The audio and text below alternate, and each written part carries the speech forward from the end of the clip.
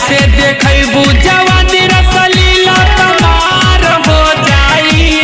ए madam अरे हम सुनाए मैडम, ऐसे देखबू जवानी रसलीला तमार हो जाई। लहंगा गोंडा में उठाई। अच्छा ये बात बा। हो लहंगा गोंडा में उठाई तब हर से जाम हो जाई। हो लहंगा गोंडा में उठाई तब हर से जाम हो जाई। हो लहंगा गोंडा में उठाई तब तक ठीक बा। हो लहंगा गोंडा में उठाई।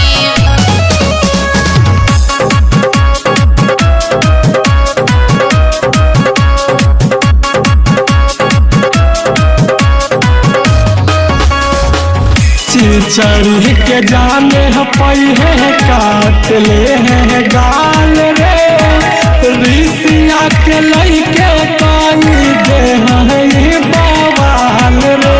अच्छा हर सुनतारू बखरपुर के जान पई है काटली है गाल रे, कैसरगंज के लइके मैडम कह दी है बवाल रे।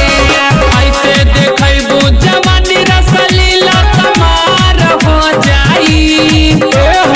ऐसे देखबू जवानी के लीला तमार हो जाई। हो लहंगा ननपारा में उठाई तरसिया जाम हो जाई। हो लहंगा ननपारा में उठाई तरसिया जाम हो जाई। हो लहंगा गोंडा में उठाई।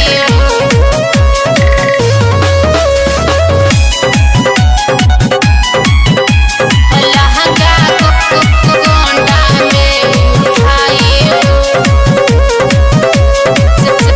जाम हो जाई।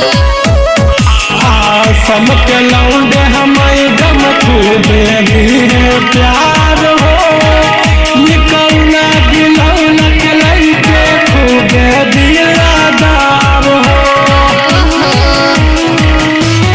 ए हो इकोरा के लइके मैडम खूबे दी है प्यार हो, जागवल के लइके मैडम बड़े दिलादार हो। भगवानपुर में जइबू त जिंदगी जियान हो जाई। ए हो चल न जइबू तू रानी त जिंदगी जियान हो जाई। हो लहंगा छवनी में उठाई घंटा घर जाम हो जाई। हो लहंगा चिचड़ी में उठाई तसरिया मिल जाम हो जाई। ए बाबू हो लहंगा गोंडा में उठाई।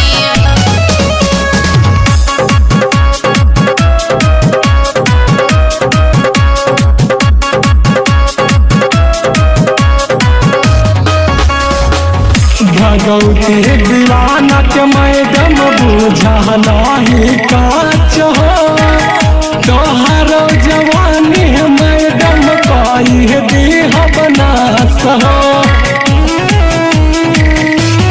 ए रानी उमेश सिंह उजाला के मैडम बुझा नहीं काच हो,